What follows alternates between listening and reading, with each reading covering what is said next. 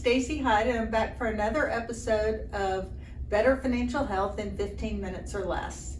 We're closing in on April 15th, so a lot of you have already done your taxes. Some of you may have even received a refund or written your checks, although most people I know, if they have to write a check, they wait until the last minute to mail them. I also am in that boat. I'm not going to give the IRS my money any sooner than I have to. But it is important to take a few minutes and review your tax return. What you're looking for is what was your income. That's on the front page of your tax return. It's called adjusted gross income. What was yours? So that's what your sort of tentative tax base. And then from that, you get your deductions. So that may be child tax credits, the standard deduction, or if you itemized deductions. Most people, since they raised the standard deduction to much higher levels, most people these days take the standard deduction. However, if you are pretty charitably inclined, you may be sort of right there on the cusp of itemizing versus standard deduction. And if that's you, you likely should basically make 2 years of charitable contributions in 1 year. So maybe throughout the year, and then essentially prepay for next year at the end of this year. And then you don't give anything during the year. I know it can feel weird. And then starting in 2024, you do the same thing. So that's one thing. So then you get your taxable income. After you take your adjusted gross income, less your deductions, you're left with your taxable income. And then you calculate your tax based on that. Well, there's two things I want you to get from your tax. I want you to see what your marginal rate is. And what we mean by marginal is what tax rate are you paying on that next dollar of income?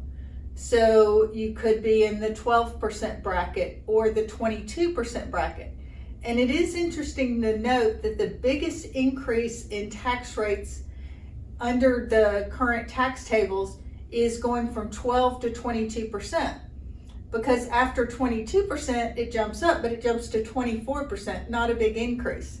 So if you're close to that 22%, then you may want to consider pre-tax 401k or traditional 401k or pre-tax IRAs to make sure that you don't exceed that, because that's a big, saving 22% of every dollar can be very beneficial.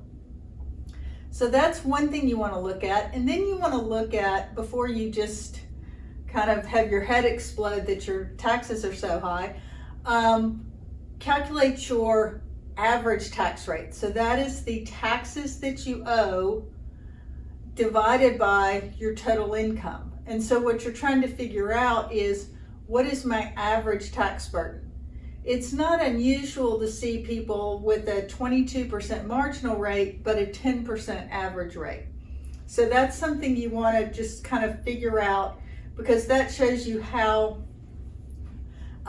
tax efficient you're being. For example, someone that has capital gains, maybe they sold some stock that they bought during the worst part of the pandemic or the beginning parts of the pandemic in March of 2020.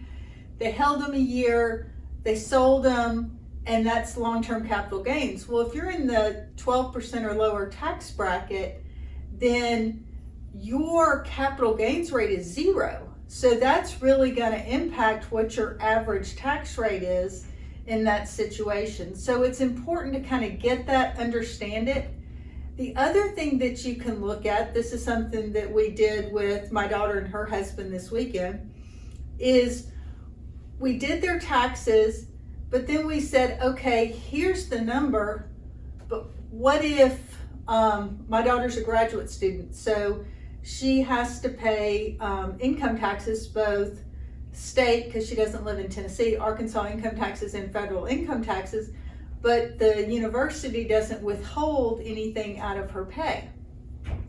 So we ran the numbers and looked to see how much it would save her if they contributed instead to a pre-tax IRA.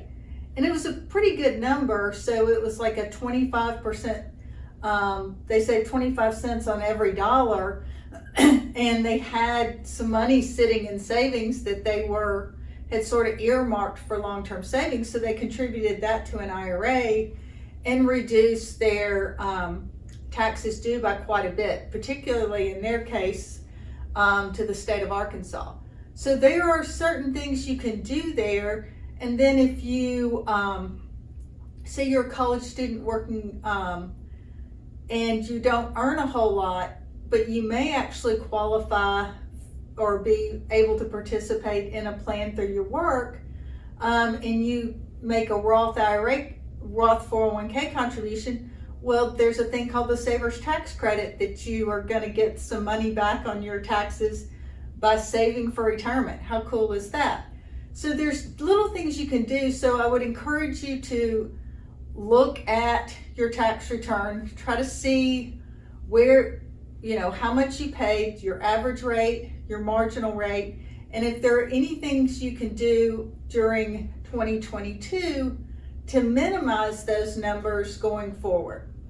So I know this can be a bit confusing, but it is really worth spending 15 or 30 minutes. And if it's not something you're comfortable with, maybe sit down with a friend or a family member that is more inclined and get them to help you look through that with you.